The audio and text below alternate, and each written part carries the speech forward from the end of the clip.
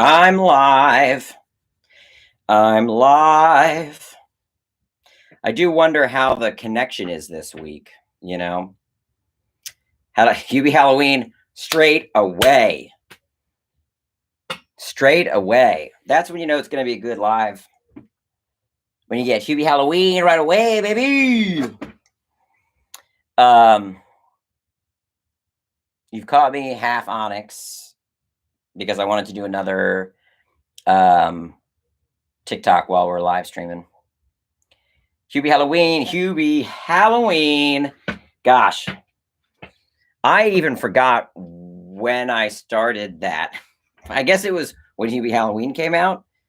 Yeah, I guess so. All right, let's let a few more people slide in to chat.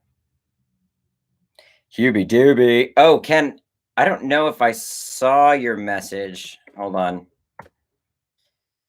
Let me look. If I don't follow you on Twitter, then that means your message went to message requests. And yes, here it is in message requests.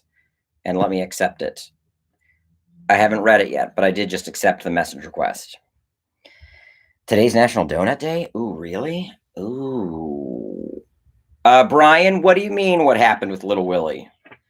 What question is, what do you mean?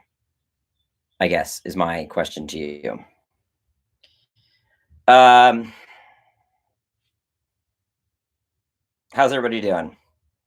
Let me see your Willie. That's not an appropriate question. Unless you're talking about this Willie, then it's fine and appropriate.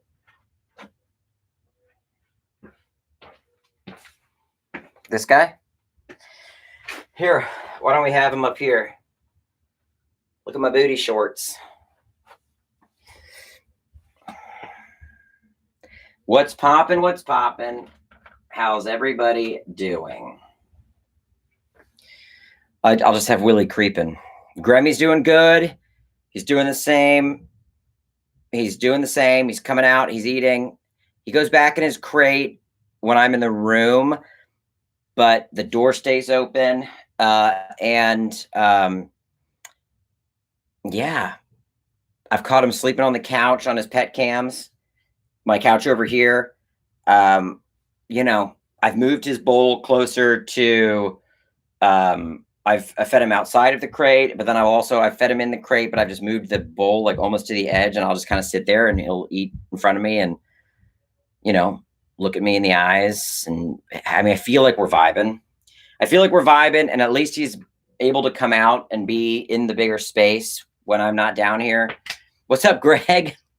I guess the question is like, you know, how do I get him to be okay with me? Because when I'm in here, he still goes into his crate, you know? Again, I don't close the door. I mean, it's closed now because I didn't want to be distracted on live and like worry about him running around. Plus, I have the front door open. But yeah, that's the question. How do I get him more accustomed to me? He still doesn't get really close to me other than the, I mean, I give him catnip. I give him treats.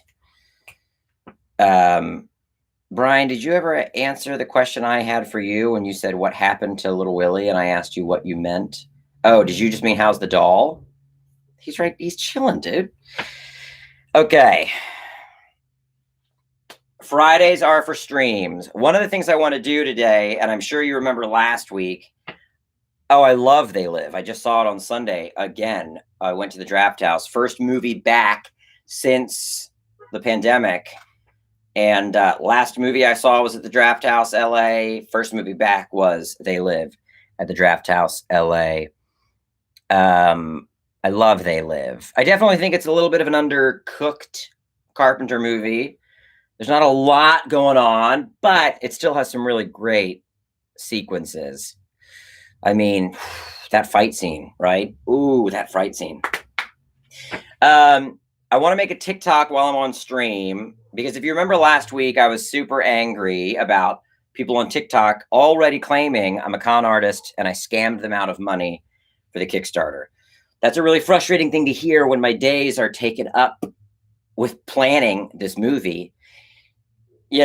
So um uh uh you know, it's frustrating, but I guess a lot of people have been swindled through Kickstarters. So I thought I'd make a Kickstarter as Onyx that's just very straightforward, that just says movie update. We're set to film in the fall, going into pre-production end of July officially, and I've got a casting director that starts at the end of June. So, just giving like TikTok a general update, because there's still a disconnect between people that think Onyx is real, people that think Onyx is like half real, but half fake. So thank you, Greg. So and so instead of freaking out and being like, why do y'all think I'm a cheat? Why do y'all think I'm a liar? Fuck you. I just want to do a really straight update as Onyx that just says, my movie's going great. But also, those are some of the updates. I've got a casting director. I know. It is a little weird because some of them are like, where's the movie? And I'm like, the movie, I mean, do you know how long it takes? And I even had that thing written already. So one of the things I wanted to update people on is I've got a casting director who's going to start on the movie. I can only afford them for about 2 weeks, but they're going to start on the movie at the end of June, and I'm going to have them for 2 weeks. And it's basically like what we get in those 2 weeks is kind of what I have to choose from. Unless I, on my own accord, find people. And there are already people that I have found that I do like on my own accord. But we are going to be auditioning for Mac, Shelley, Jess Minder, Mr. Duke, and Bartok. Thank you, Aaron. So even though I kind of know who I want to play Mac, I kind of know who I want to be Bartok. Yeah, that's the other thing, Neil. It's like I make stuff without getting money. So the idea that I would get money and then not make stuff would mean I would be at war with myself and I would self-combust, Andrew, good question. I tell you, man, not to put too much pressure on this, I really hope it leads to another Onyx movie. I really hope it leads to another Onyx movie or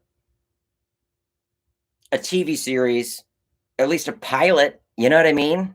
Like, so say this just kind of hits the indie like festival circuit, like maybe it gets into South by or, Fantastic Fest, and people that are kind of in that scene like it.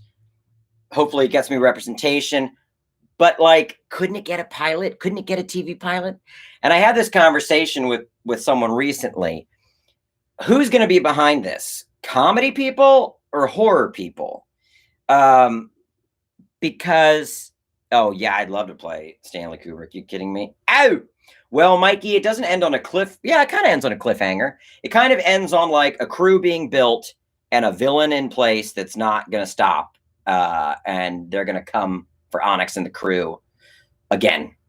You said I know who I want to play. Well, I'm still saying that I loved Xander's read on Bartok. That's what I mean. I loved Xander's read on Bartok. So we're auditioning for those 5 roles, but like I kind of know who I want to play Mac. I kind of know who I want to play Bartok. I don't necessarily have a Jess Minder. At the live read, her character's name was Angelique. I knew who I wanted to play Shelley, but I don't think they're available. And then I've always wanted Olivia for Farah. So we're not auditioning for Farah because if Olivia is available, I want her to be in it. I think she wants to be in it. Again, nothing official, but not auditioning for, who to play Onyx, because I think I'll play Onyx. But anyway, to answer that question, I really hope it leads to a sequel, and if not, I really hope it leads to a pilot for a TV show. Is Wreck-It Ronnie going to be in the movie? I could see if she'd be in there somewhere. She's awesome. Yeah, I could see if she'd be in there somewhere. So one of the updates, I just don't want to forget the straight updates. Casting director is starting. We're gonna just have 2 weeks with them at the end of June. I'm going to scout the location at the end of June. I got a deck today from our creature designer with concept art for the Box Demon, Beefy Bad Boy, Abaddon the Demon, and then what the demon's skull could look like that hangs in Bartok's study. I watched a movie that also shot at this location, just to kind of see. I could give you a sneak peek. I don't want to show the pitch deck in full because I feel like, like, I don't know, it might not be right, because this is just supposed to be like internal, and I should have cleared it with the concept artists, but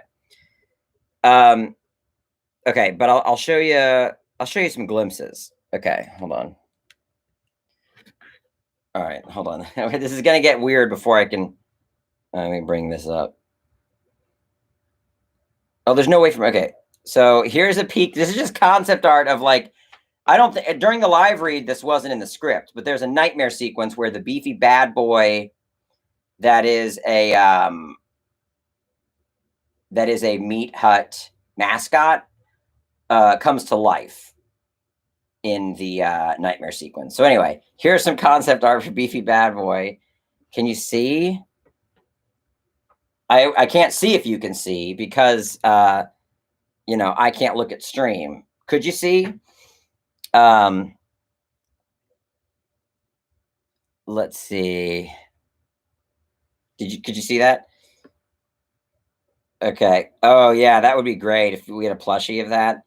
All right, let's see. And then, a big thing is Abaddon is like, do you go straight goat man? Do you go more goblin? Do you go, there's so many different directions. So let me show you, like, is Abaddon kind of straight goat man flow, right? Is Abaddon more demony? Is Abaddon more goblin-y?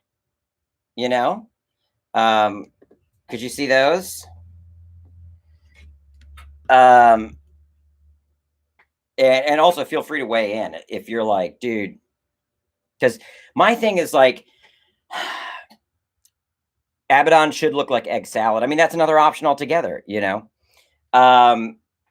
It's like, I want there to be a certain level of whimsy in the world, right?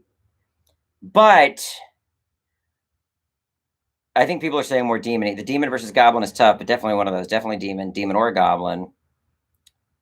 It's like, I want there to be a certain level of whimsy because I think the world of Onyx should be absurd, but I still want it to be, I want the monster of Abaddon to be scary, but I also don't want him to be predictable. You know what I mean? I don't want him to be like, oh, that's what every other demon in every other movie looks like. So, yeah, it's difficult. But I do think to be intimidating, he might need to be more demon and less goblin. Something about the goblin looks a little still too friendly, or like he's someone you'd have to outsmart or give answer a riddle to in like a Jim Henson movie. But would he be, the fucking threat, like the big off-camera threat? If Onyx doesn't do what he needs to do in this movie, Abaddon will rise, and this is what he looks like. You know what I mean? Looks good. Have I seen Demon Knight? Yeah. I love Demon Knight. Yeah, he should be big. Well, the idea is that he is so big that when he appears in the Meat Hut, he's like crouched, and Onyx, like, it's probably not clear from That's a good question. What's the comedy to horror ratio? Let me answer that question because I've got a lot of opinions on that. I, not to sound like, I don't know, I feel like my voice is so unique, but I've had a few calls with possible distributors already, like people that may want to offer a pre-sale, like an advance on the distribution rights to the movie. And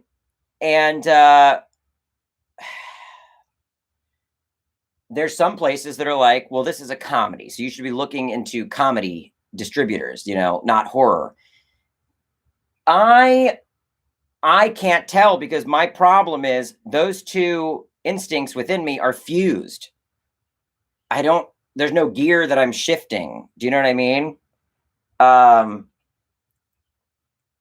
No, QAB Andy, man, if you missed it at the top, I said that a casting director is starting at the end of June 21st, and I'll have them for 2 weeks. And then the idea is that we have to lock cast in July because some of the creatures will be based on, the ghouls will have to look like our cast.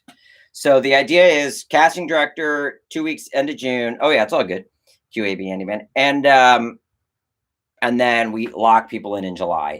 Also, I mean, people are already so booked. It's like, I would think, yeah, Nate, I mean, I think they're linked, but I don't know. It's just interesting. I've talked to like 3 different distributors, and some of them might actually offer us like an advance, which would be great. But everybody's brought up horror comedy. And I'm like, I don't know, man, it's Onyx. Like, it's also a tone that's just so ingrained in my psyche that I don't know how to break it down. I think it's funny, but I think there should be a sense of dread around all of it. I did one interview with a German blogger during the Kickstarter, and he was like, why is everything you do so sad? And I'm like, man, that's a good fucking question. I love that question. All of my comedy comes from a place of fear or anxiety or sadness. Like, I'd never write what the workaholics write. Do you know what I mean? I'd never, well, no, Ken, there really can't be any transformation in regards to the Abaddon. We can't, we can only afford one look for him. Yeah, Jordan, we couldn't afford that. Our budget is like, so the theme song won't be released unless you're a backer that gave at that level. Know what I'm saying? Oh, cutting characters? I don't want to. Why? I don't have to yet. Why are you asking that, QAB Andy, man? You're making me paranoid. Yeah, can't, but anyway, so my point is, like, one of my things in making this movie is that, and this is not to sound like I don't want to answer your question in chat, but one of the reasons why I want to make this movie is because that's the example of tone. As a creator, God, I mean, fucking forever. It's forever. You're asked, like, well, what are you? You're an actor? You're a writer? You're a director? Well, which one are you? Well, what do you like? Comedy? Oh no, you're a horror guy, so you're not comedy. And I'm like, I'm this. I don't know what to say. I'm this. It's not my fault. I grew up on Joe Dante and Tom Holland, like, and Fred Decker. So that's what I am. And that's one of the main reasons why I want to make this movie, because I don't want to answer that question anymore. I want people to know what my tone is, and it'd be that. That's what I want. Yes, there's comedy, but you don't forego emotion. Everything is still emotionally grounded. In fact, this is a conversation I had with the casting director. I said, they said, so we're looking for comedic performers. And I said, not necessarily. Here's what we're looking for. We're looking for grounded, emotional performers that have a comedic instinct. So Xander did it perfectly. Like, at the live read, that one line he has where he's like, kind of fat too. That's a funny line, but he didn't deliver it the way a comedian would. He delivered it the way a grounded, serious actor would, who knew by committing to that delivery, it would be funny. Do you know what I mean? Like, it's funny when Onyx says, like, huh? And he freaks out and he's like, I don't want to be the goddamn fucking virgin. But it's also the level of commitment to that emotional reality. So, you know, there's a difference between like sketch comedy instinct and comedy that comes from reality. And, you know, not to put this on blast, but in my opinion, if you watch The Righteous Gemstones, everybody's on a different page. Not everybody is taking the emotionally grounded route. You know who is. You could tell me right now who approaches comedy with a grounded sense of emotional realism. Obviously, Edie Patterson. Obviously. And we know who doesn't. Adam Devine. They are two different pages tonally. That's fine. Their style of comedy mixes all those tones. I don't like mixing tones. I like everybody being on the same page. I don't want Onyx to be in this grounded emotional reality and then have somebody else that's in a sketch. It's different, you know? So that's what I explained to the casting director. I was like, they should be funny, yes, but they have to first be believable and emotional, right? That makes sense. And again, it's like Onyx is so absurd and it's so over the top, but in the middle of the movie, he's got a flashback about his father leaving him. So that's the tone. That's the movie. And I do think like Jared Hess, I think Napoleon Dynamite has some of that, you know. They can be, I mean, they're absurd, but they can be emotional. There's an emotionality there where, you know, there's not an emotionality to What We Do in the Shadows. You can say there's an emotionality, but there's not a realism to the emotionality. And that's not their intent. That's not a criticism. I'm just saying in talking about tone, that's not, you know what I mean? That's not first and foremost. Their style is more farce. So why was I talking about all that? Oh, right. Gentleman Broncos gets really sad, right? And it gets really angry. That's, I think, kind of closer to my tone than I'd even like to admit, because I actually didn't enjoy Napoleon Dynamite. It wasn't my speed, but admittedly, it is somewhere in there, right? Oh yeah, I was wondering how to label a movie for distributors. Yeah. So anyway, I'm doing a location scout end of June, and I think that's when we'll begin the like Instagram private page that certain backers. I'm sorry.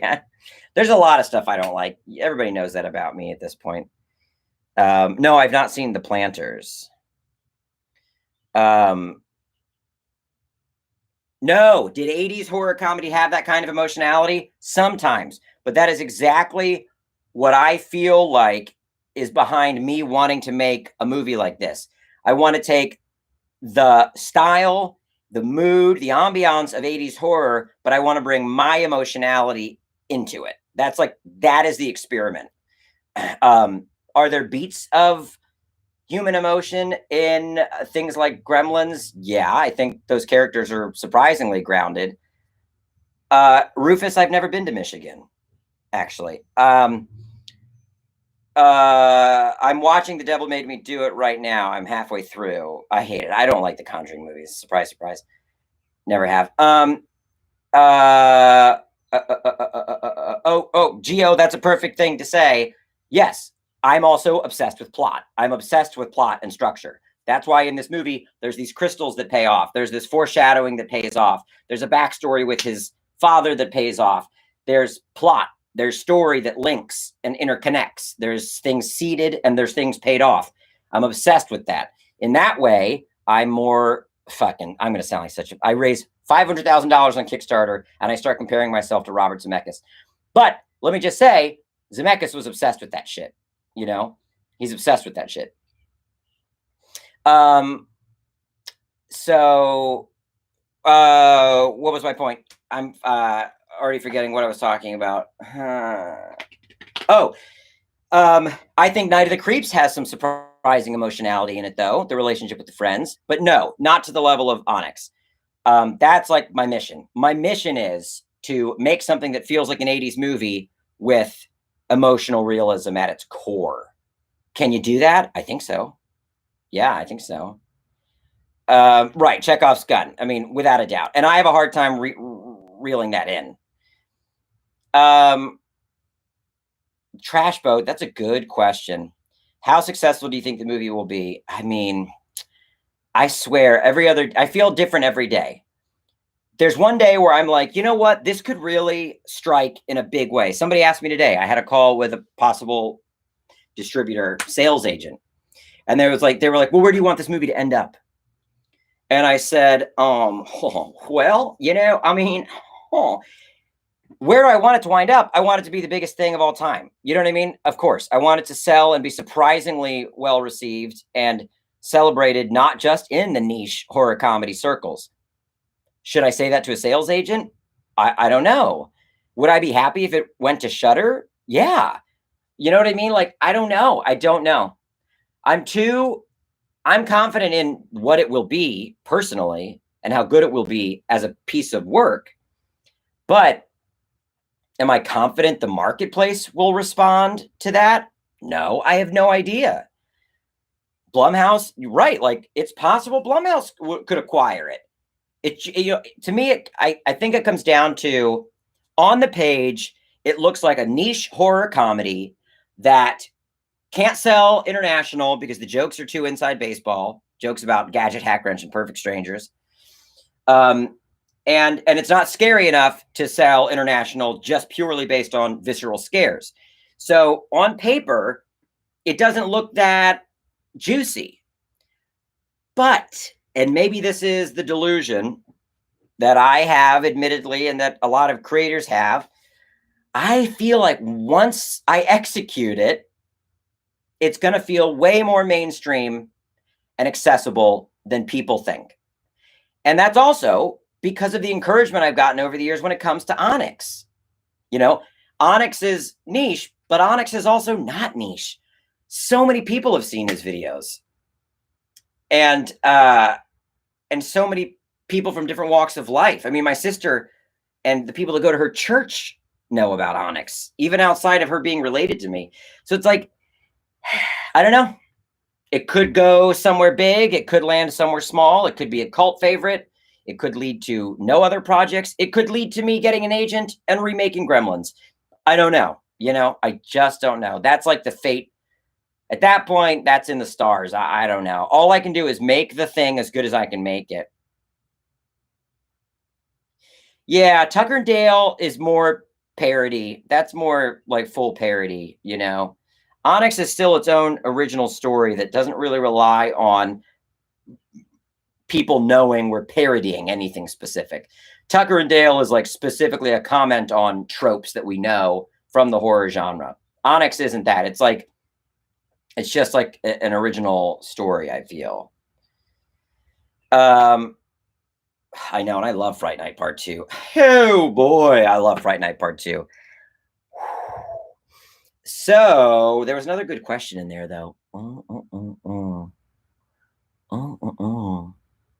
Yeah, Tim Curry and David Bowie are really good examples of intimidating, but they still have this level of levity. Yeah, I mean, and I really think Xander can do that because he can be a heavy, but he can still be kind of weirdly sympathetic. Yes, they will. It's gonna be niche horror film noir. Many horror. Has the rise of streaming made it easier or harder? You know, I don't know. It feels like I've seen Deathgasm. Yeah, Deathgasm's still more. I think the easiest way to think about it is the threat of death real? And Deathgasm and movies and Tucker and Dale, those are movies that, like, they're a dream you'd have about killing things, but they're not real. The death in the Onyx movie is supposed to be real. It's supposed to be sad if Mac dies. It's supposed to be, Onyx should have a really strong fear of getting that dagger in his chest and losing his soul. Do you know what I mean? I don't think there's intended real world consequence explored in most horror comedies. Trauma. I mean, I grew up on a couple of Trauma movies kind of being in circulation on USA, but Trauma, wasn't quite my jam. I was too sensitive of a young boy. I needed, some emotions.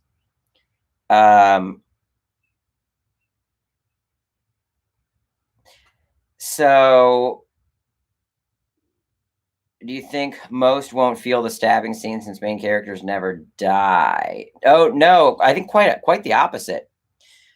I don't think no, I mean when they get their souls sucked out and turn into ghouls, I want it to be sad. And I think it will be, because I think your um your time with the characters before the first one goes will be more enriching than it is in other horror films. Like, I think even though we don't get to know Jess Minder very long, I still think there'll be like a three-dimensionality to her where it feels sad when she's killed, and it'll be graphic. You know what I mean? I mean, that's sitting in her chest and she's getting her soul sucked out and she's looking up. I mean, dude, like when Shelly dies, she's falling around the room in pain. And, the way I would direct them is like, this should be painful. Hold on 1 second. I'm getting a text.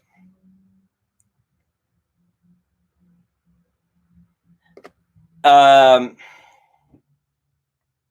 then the onyx stab too, right? I think you're going to feel it. I also think there's consequence in movies like Poltergeist, even though there's no deaths. And I keep going back to Poltergeist. Somebody else brought it up on a stream during the Kickstarter, because somebody was like, how can you call it a horror film when nobody dies? And somebody was like, the fuck, dude? Like, technically, who dies in Gremlins? Just the old lady? Because they don't even kill the Futtermans.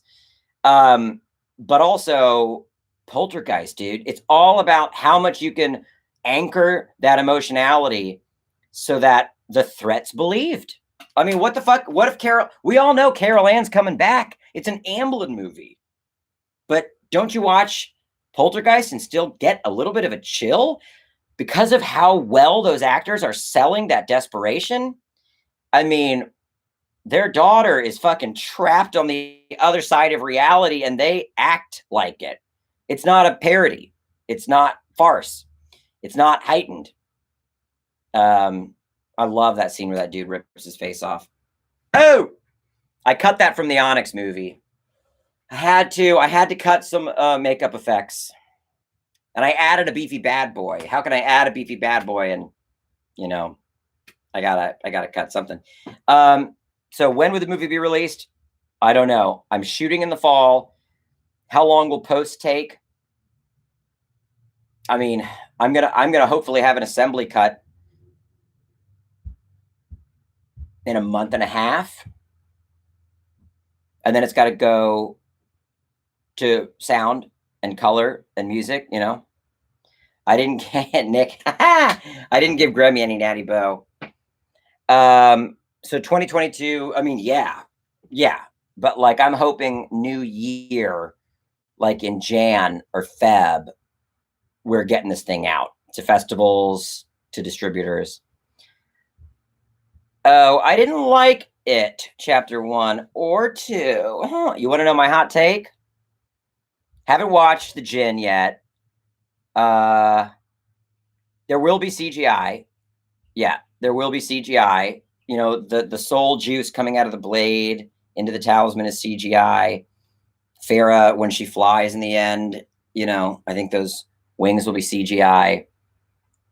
The necklaces. Oh, we also started builds on the props, like the specialty props. No, it will not be like Tusk. Oh, is that a joke? Because I fucking hate Tusk. We started the build on talismans and necklaces, and they're going to glow practically, but then I think that would be heightened in post with a little visual flair.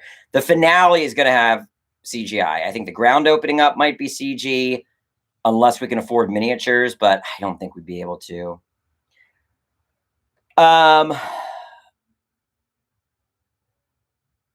Grammy Boy's coming and going from his crate. He's eating outside of the crate. He's sleeping on the couch.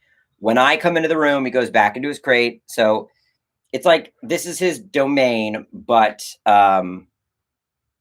he's still a little on edge, you know? He's still a little on edge. He won't let me get close to him. But he'll operate in my space with me. But he won't let me get close to him. Yeah. You left the bodies. Why? You moved the stones, but you left the bodies. I do smoke weed. Not often, but I smoke it. I think I want to do this Onyx TikTok, but we don't have to stop talking. I'm just going to finish getting my Onyx gear on and get my little tripod ready. So for anyone that doesn't know, I watch Red Letter Media sometimes. I was going to do a TikTok where Onyx explains a movie update because people on TikTok have been calling him a con artist.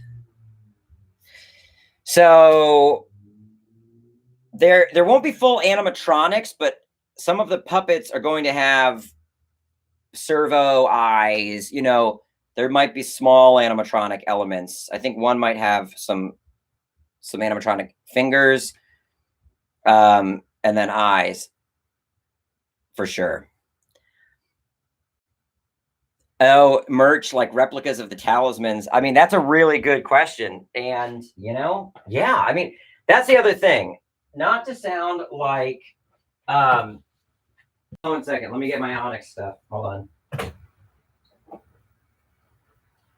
Hold on.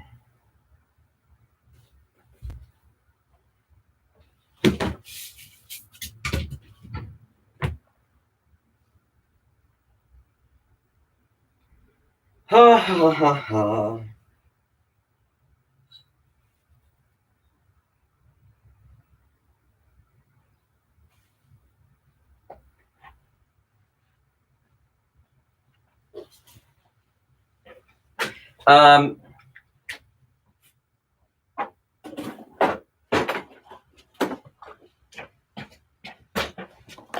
Not to sound like I'm already trying to think about merchandise, but sorry, it's going to be really bright because it has to be brighter for TikTok. But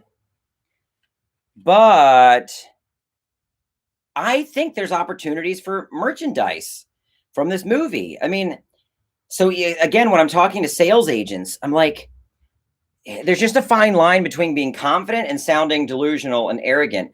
But I want to be like, look, you know, Onyx has all of these catchphrases that have permeated internet culture, that people still quote to me, that TikToks still go viral for if I redo them. The odds, I would think the odds of the movie producing even more of that are pretty high, right? I think there's something kind of in the DNA of the character that like leads to repeated phrases and imitations and fan art and dressing up like him. I mean, I think that's in the DNA of this character. And if I were a sales agent reading this script, I'd be like, dude, oh my gosh, QAB Andy Man, I fucking had never watched a Captain Delusion video before, but I watched that. Oh yeah, my goggles. Thanks, Nate. I watched that video and fucking loved it. But also, Nate, you know, if I can talk about this, within the film, there's these Battle Cats toys that Onyx collects. There's going to be 30 seconds of a Battle Cats cartoon scene.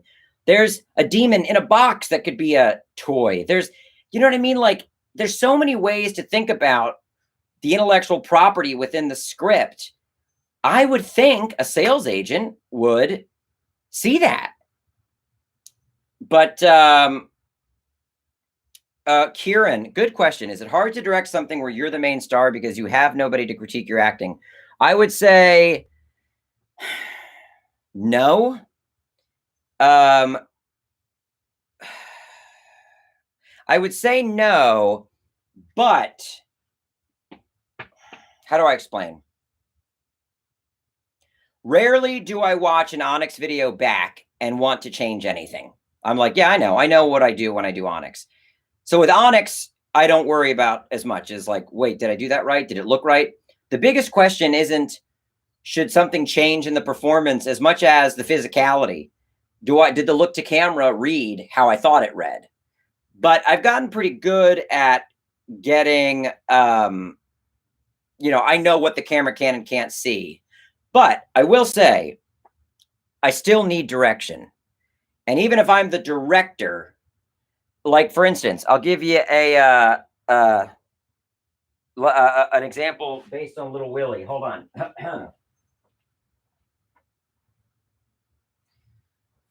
Oh, wait. I already brought the goggles over. I just didn't put them on. So I did a scene in Little Willie where I heard the doll talking, but I was trying to have some private time with a female fan in my hotel room, but I kept hearing the doll talk. And I'm like, would you mind putting him in the drawer? He's kind of freaking me out. Now, when I first performed that, I acted pretty freaked out. I was like, could you put him in the drawer? He's kind of freaking me out. I acted like emotionally affected by the doll. And then my producer, Brendan, who's also producing Onyx, after we did a take or two, he leaned over to me and he was like, I don't think you'd react that way. You're trying to hide the fact that you can hear the doll.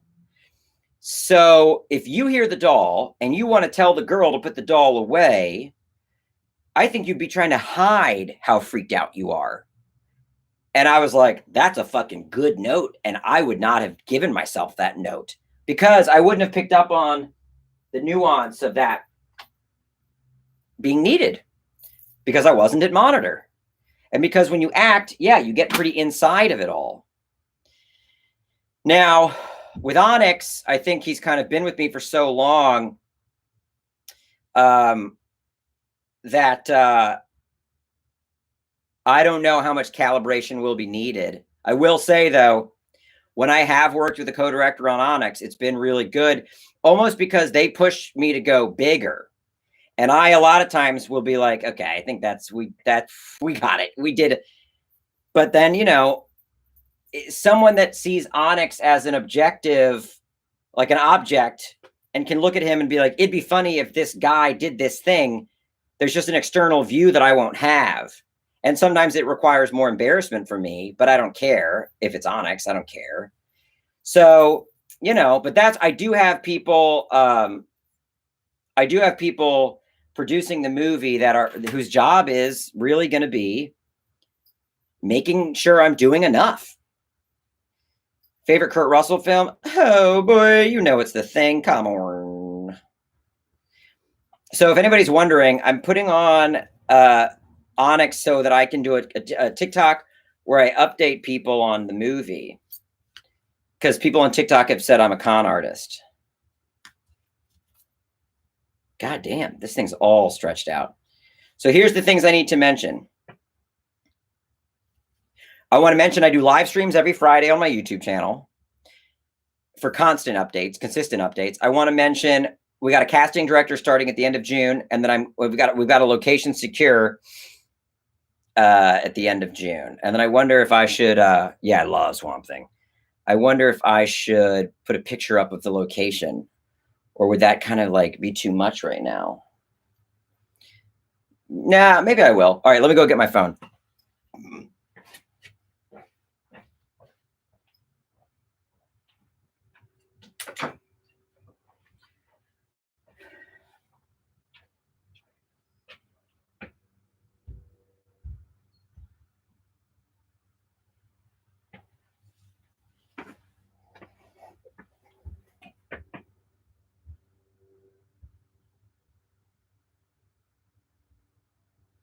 I know the live streams always get a little boring once I do TikToks, you know.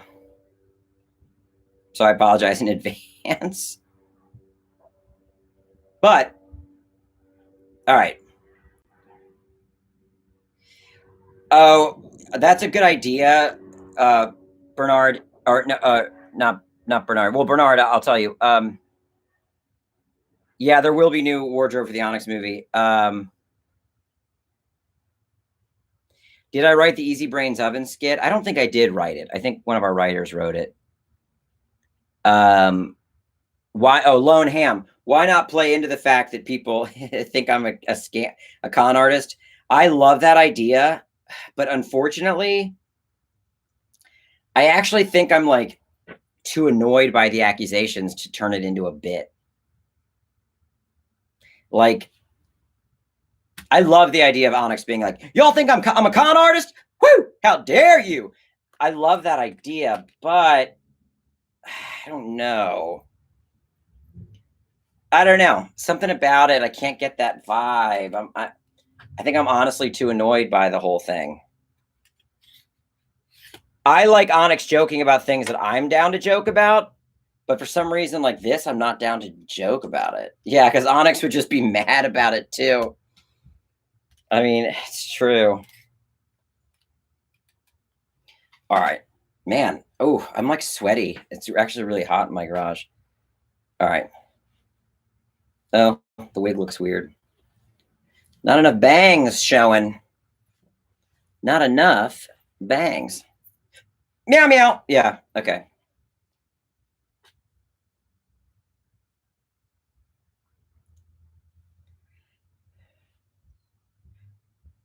Meow meow. The first thing I want.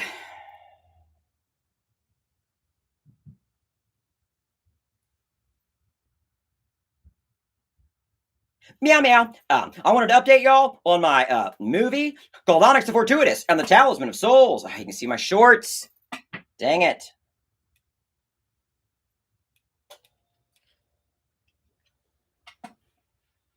That's too bright. Hold on.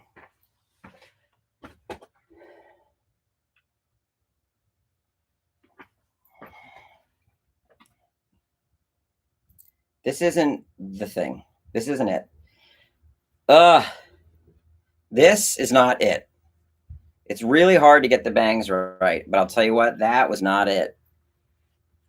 I mean, that's more it, but let's see.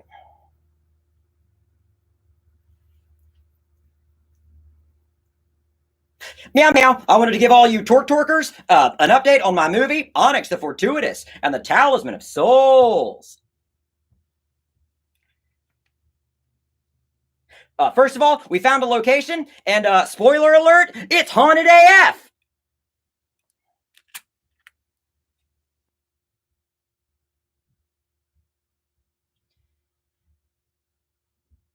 I can already sense the ghost now.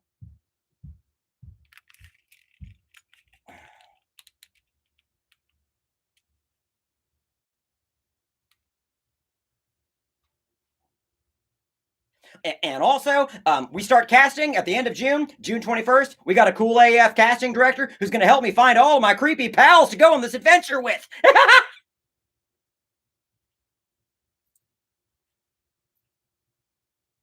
I don't know. And then in October, we head off to make the movie. So thanks again for backing my film. And you can go to my YouTube channel every Friday at 6 p.m. Pacific to watch weekly updates on the progress of the film. Meow meow. Maybe that. Ah. I wanted to give all you torkers an update on my movie, Onyx the Fortuitous and the Talisman of Soul. First of all, we found the location, and spoiler alert, it's haunted AF. I can already sense the ghost now. And also, we start casting at the end of June 21st. We got a cool AF casting director who's going to help me find all of my creepy pals to go on this adventure with. All right. And then in October, we head off to make the movie. So thanks again for backing my film. And you can go to my YouTube channel every Friday at 6 p.m. Pacific to watch weekly updates on the progress of the film. Meow meow. Is that chill? I wanted to give all you torkers an update on my movie, Onyx the Fortuitous and the Talisman of Soul. First of all, we found the location, and spoiler alert, it's haunted AF.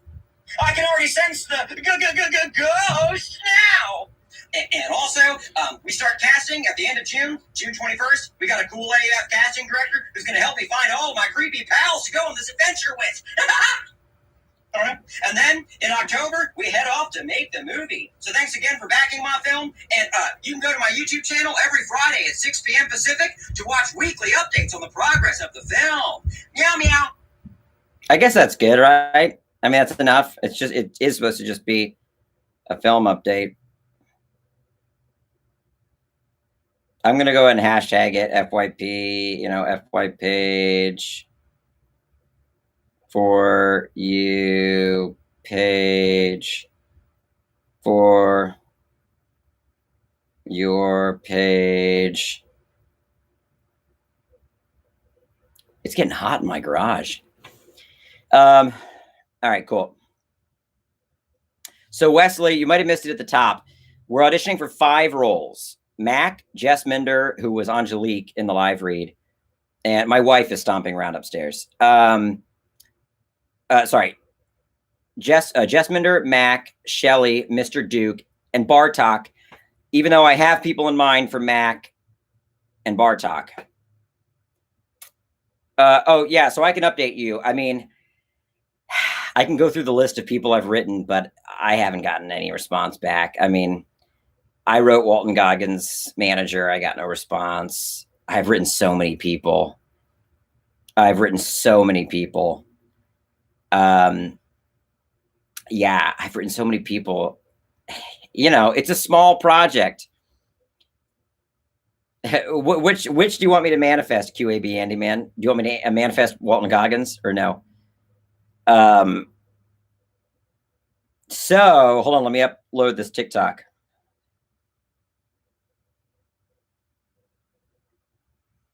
I think this will be good. This will be good to get out there because I'm telling you. Oh, that would that would be amazing. I don't know if we'll be the cameo spots are like there's only so many, and they have the backers that have to get those cameos. Christopher, no, we are not doing Just Ahead for the Demon. We are doing a Demon. Should I have said Tick Torkers or Torque Torkers? Oh, well, I said Torque Torkers, so I guess that's what it is. Okay.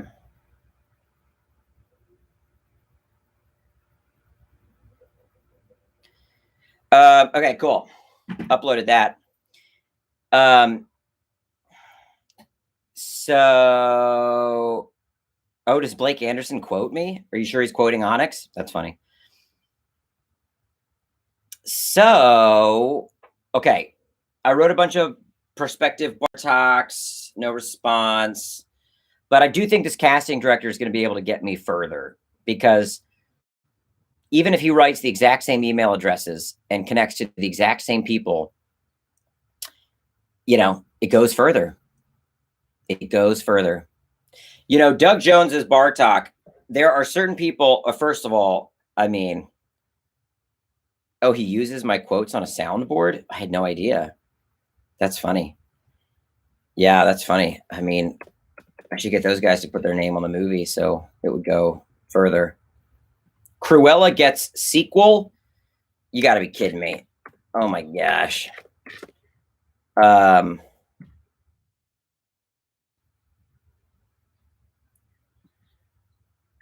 lost my live stream. Where is it? Okay, here we go.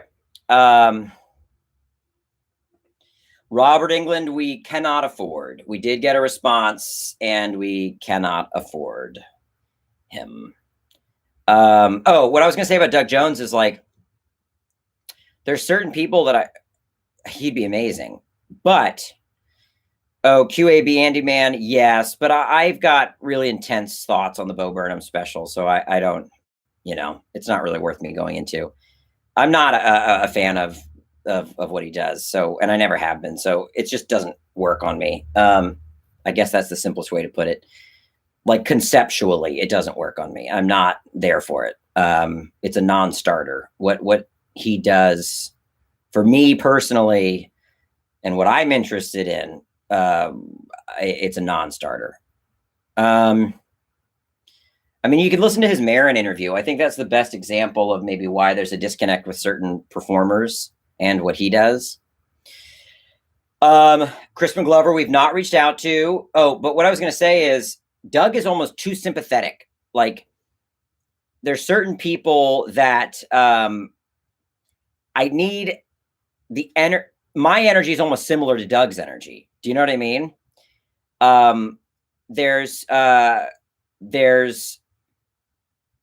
There's something too sweet about him, and I need like a heavy. I think Bartok should be a heavy.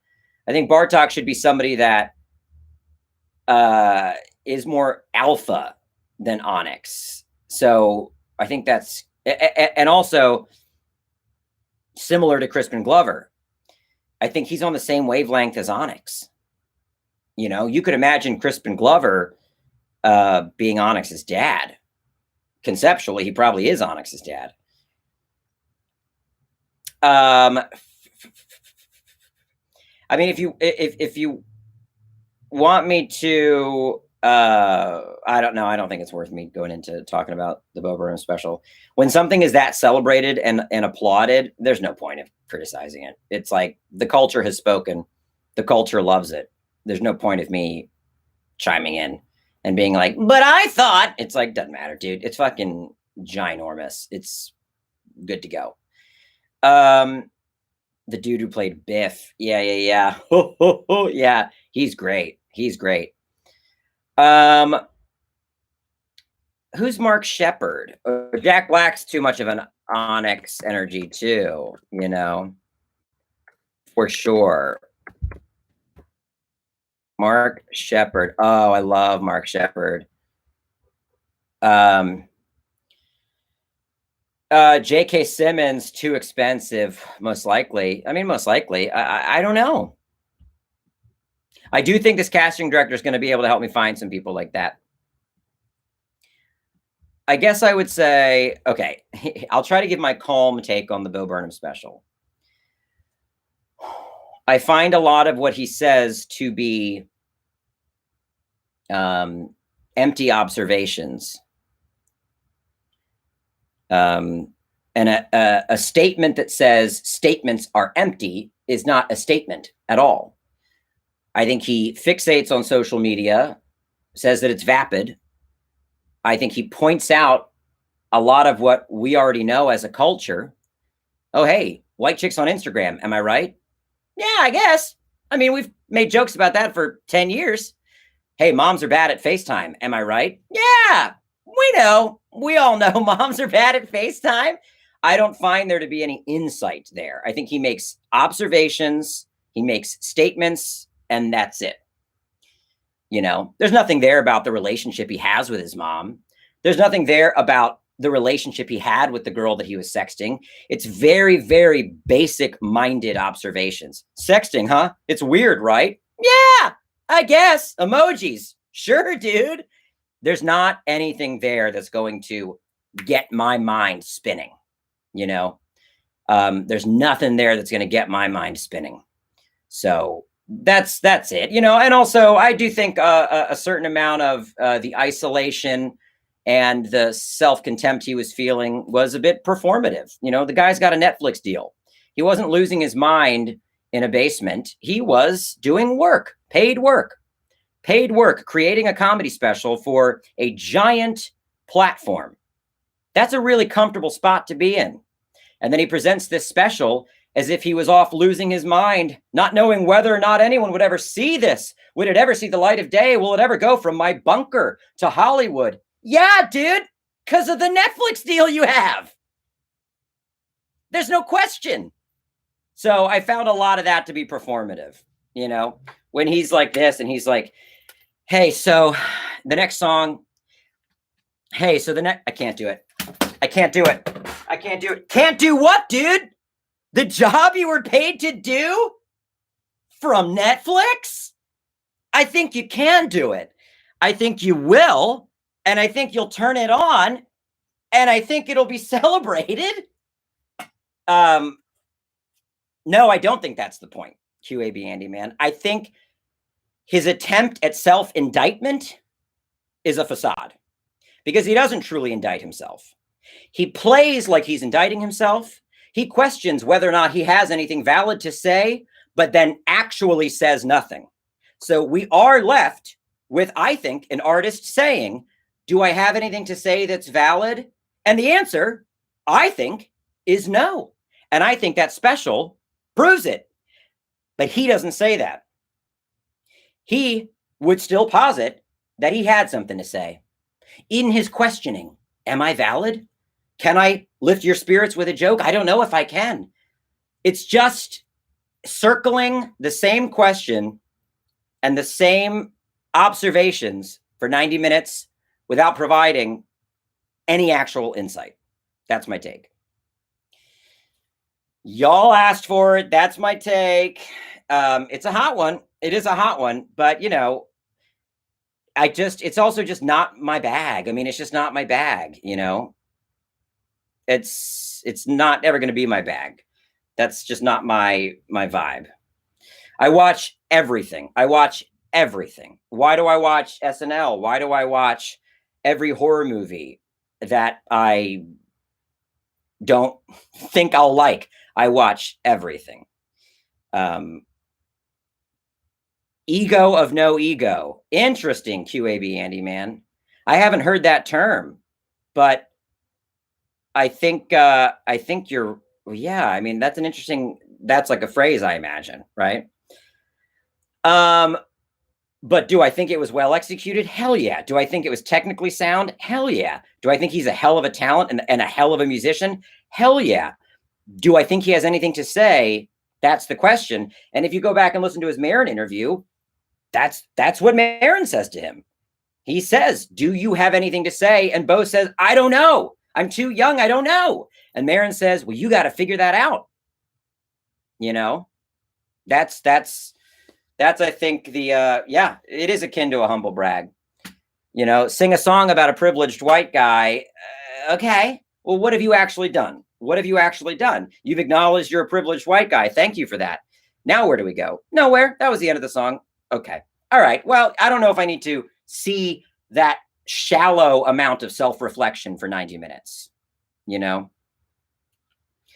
Yes. You know, the song he has about artists and aren't we all just obsessed with applause? Yeah, I know, man. I mean, we all kind of know that, but where do we go from here? Nowhere, just that. We're obsessed with applause. Yeah, we know artists are obsessed with applause. There's been a lot of deep exploration of that idea in layered, nuanced art over the years. The Bo Burnham take on artists being self-centered and obsessed with applause, I'm not here for it, you know? I'm not here for it. I don't want to end on that, but I do have to go. So, that's my take. You know, now you got me all spun up, but like, I'm not here for watching the artist sing about turning 30. You know, he dates someone who's older than 30. He knows life doesn't end at 30. And he's also had a lot of fucking deals already. So what's the death sentence of 30, my guy? You've had deals all over town. You've had deals with the largest names in comedy. You know, what are you mourning? What if I turn 30 and what? You don't get the Judd Apatow deal you had 10 years ago? You've already got it. You've already got the success. He took a 5-year break from performing and talks about that in the special. Yeah, and you know what he did during that time? He made a giant movie that everybody loved. And when I say giant, I mean in the critic circle, everybody loved 8th Grade. Just this year, he's in an Oscar-nominated film. What is he trying to get us to have empathy for, and why? That's the question. What's the angle? And I think the angle is manipulating empathy out of an audience to distract them from there not actually being anything substantial said. That's what I think was happening. I know, and I'm not going to belittle his mental health. I believe all of that. But I believe that something comes into play when you start to talk about what you're positioning as a slump in your career due to mental health. But it wasn't simply a slump in your career because you made a movie that was loved by everyone. So, you know, it's like, what do you, I feel manipulated watching it. And I feel like that's the angle. That's all. Me personally. Tickles the surface. That's another good way to say it. Yeah. I'm sorry. You want to talk about the Ghostbusters remake next? No, I'm just kidding. Or sequel? Sketches. I do make sketches. I'm shooting more sketches all the time. No, QAB Andy Man, because I think he has to find what it is he actually wants to say. That's what the artist chases. I think he's stuck. There's a paralysis with Bo Burnham. He's making the same statements he made 5 years ago, 7 years ago. You know, he's observing the same thing. Social media isn't a good representation of life. We know. You said that before. You know, a perfect example is his Jeff Bezos song. Jeff Bezos, congratulations, you did it. Is that the insight we need on Jeff Bezos right now? I think there's a lot more to say. He's got to find his hard-earned fucking gritty perspective. There needs to be more grit in that gravy. You know, I think he's too insular and he's obsessed with media and how we consume it, but it's gotten him stuck in this fucking loop-de-loop. All right. Anyway. All right. I got to go. Thank you all so much. I got to go. Don't worry about winding me up. Michael Ironside is Bartok. That would be tight. Okay. I'm all sweaty because it is hot today.